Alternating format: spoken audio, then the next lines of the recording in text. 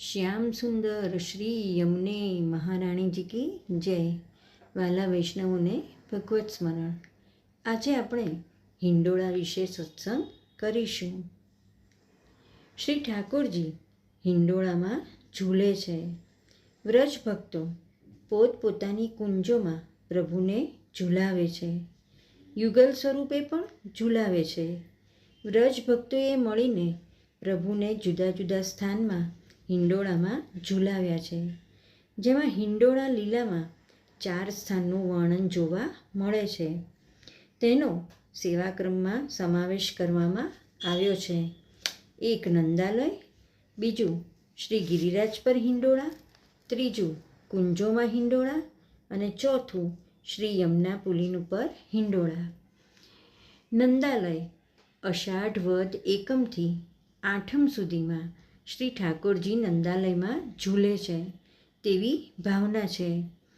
હિંડોળાનું અધિવાસન થાય ત્યારે હવેલીમાં ડોલ તિબારીમાં ચાંદી કે સુરંગના હિંડોળા રોપવામાં આવે છે. આ હિંડોળા આખા હિંડોળા ઉત્સવ દરમિયાન હિંડોળા વિજય થાય ત્યાં સુધી બિરાજે છે. સામાન્ય રીતે ચાંદી કે સુરંગના હિંડોળાથી અધિવાસન થાય છે અને શરૂઆતના 3 દિવસ શ્રી ઠાકોરજી એ જ હિંડોળામાં ઝૂલે છે. આ 8 દિવસમાં સાદા હિંડોળા હોય છે. 2 શ્રી ગિરિરાજજી પર હિંડોળા. અષાઢ વદ નોમથી શ્રાવણ સુદ એકમ સુધી શ્રી ઠાકોરજી ગિરિરાજ પર હિંડોળામાં ઝૂલે છે તેવી ભાવના છે. શ્રી ગિરિરાજજીની સ્થાપના કરી હિંડોળાના વિવિધ મનોરથો થાય છે. 3 કુંજોમાં હિંડોળા. શ્રાવણ સુદ એકમથી આઠમ સુધી શ્રી ઠાકોરજી વિવિધ કુંજોમાં હિંડોળે ઝૂલે છે. હવે વિવિધ હિંડોળા શરૂ થાય છે.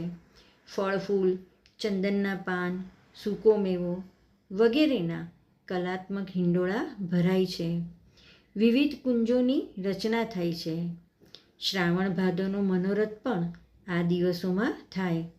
વીજળીના કડાકા, વાદળાના ગડગડાટ અને ઝરમર વરસતા વાદળામાં વૃક્ષોની છાયામાં ઝૂલો બાંધી શ્રી ઠાકોરજીને ઝૂલાવે છે.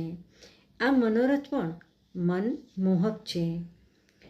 4 શ્રી યમુના પુલીન ઉપર હિંડોળા. હિંડોળા ઉત્સવના છેલ્લા 8 દિવસ શ્રાવણ સુદ નોમથી શ્રાવણ વદ બીજ સુધી શ્રી ઠાકોરજી યમુનાજીના કિનારે હિંડોળામાં ઝૂલે છે. આ દિવસોમાં પણ ફૂલોના વિવિધ હિંડોળા, લીલા સૂકા મેવાના હિંડોળા, કાચના હિંડોળા વગેરેમાં શ્રી ઠાકોરજી ઝૂલે છે. ભક્તોની બધી કલાસૂઝ અને કારીગરીનો વિનિયોગ હિંડોળાની સજાવટમાં થાય છે. શ્રી વલ્લભાધીશ કી જય.